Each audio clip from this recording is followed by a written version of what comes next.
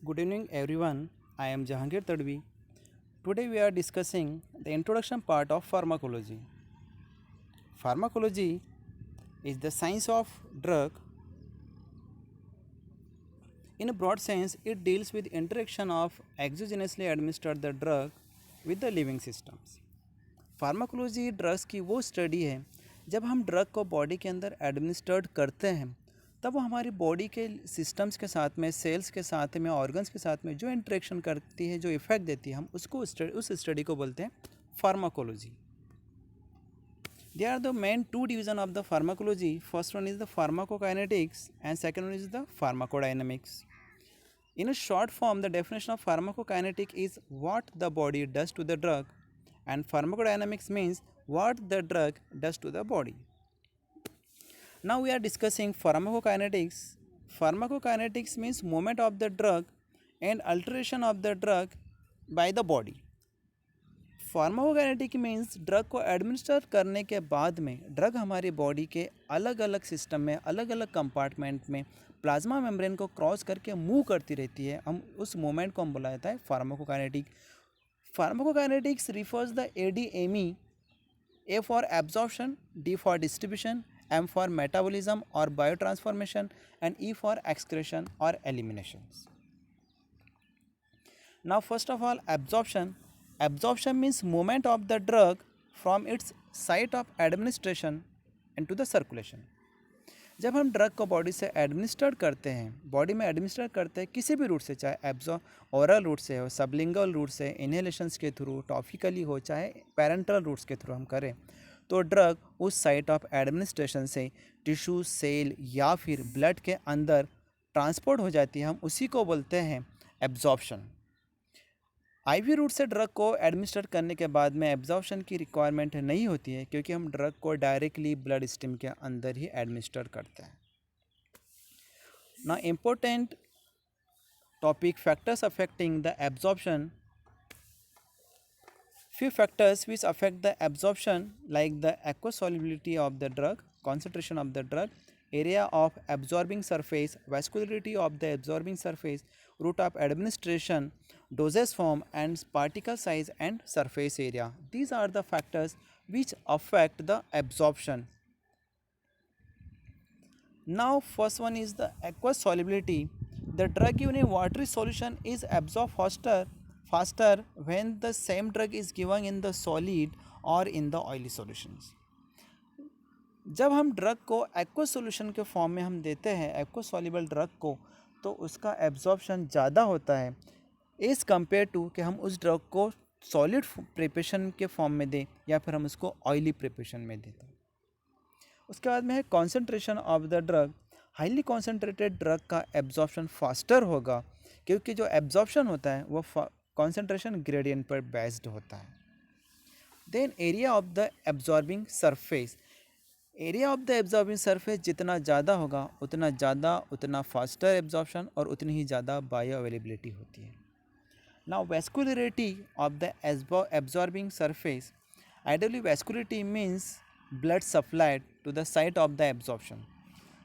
जहाँ पर ड्रग का एब्जॉर्प्शन हो रहा है वहाँ पर जितना ज़्यादा ब्लड सप्लाई होता है, ज़्यादा हाईली वैस्कुलराइज्ड एरिया होता है, वहाँ पर ज़्यादा फास्टर एब्जॉर्प्शन होगा क्योंकि जो ब्लड स्ट्रीम है, जो ब्लड सर्कुलेशन है ना, वो एब्जॉर्ब ड्रग को वहाँ से फास्ट रिमूव करेगा जिससे ड्रग कॉन्सेंट्रेशन ग्रेडियंट मेंटेन रहेगा और कंटिन्यूस एब्जॉर्प्शन होता रहेगा. ड्रग कॉन्सेंट्रेशन ग्रेडियंट का मीनिंग होता है कि प्लाज्मा मेम्ब्रेन की वन साइड में ड्रग की कॉन्सेंट्रेशन हाई होती है और वन साइड में कम होती है, इसलिए जो ड्रग होती है वो हायर कॉन्सेंट्रेशन से लोअर कॉन्सेंट्रेशन की ओर एब्जॉर्ब होती है. नेक्स्ट फैक्टर है routes of administration. In general हम देखते हैं कि सबलिंगुअल और इनहेलेशन रूट्स का जो एब्जॉर्प्शन होता है वो बेटर होता है एज़ कम्पेयर टू पैरेंट्रल और ओरल रूट्स के थ्रू. इसलिए हम सबलिंगुअल रूट और इनहेलेशन रूट को हम emergency routes, emergency attacks like the asthmatic attacks and angina pectoris means heart attack के केसेस में यूज़ करते हैं इन रूट्स को. देन पैरेंट्रल रूट का एब्जॉर्प्शन बेटर होता है मीन्स IM रूट्स या सबक्यूटेनियस रूट का as compare to oral route. ना doses form which affect the bioavailability और absorption like liquid preparations means syrup, suspension, emulsions, elixirs, solutions which have the better bioavailability, better absorption as compared to the solid dosage form like tablet, capsule, powder,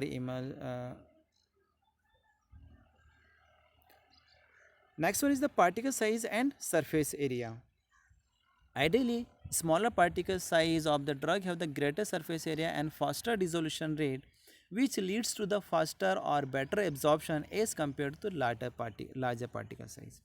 ऐसी drugs जिसका particle size बहुत छोटा होता है उसका surface area ज़्यादा होता है जिससे उसका डिसोल्यूशन रेट हाई होती है और ड्रग बहुत फास्ट एब्जॉर्ब हो जाती है as compare to larger particle size से। इतने जो फैक्टर्स थे ये सब के सब एब्जॉर्प्शन को अफेक्ट करते हैं और हम एब्जॉर्प्शन को मॉडिफाई कर सकते हैं इन फैक्टर्स को मॉडिफाई करके।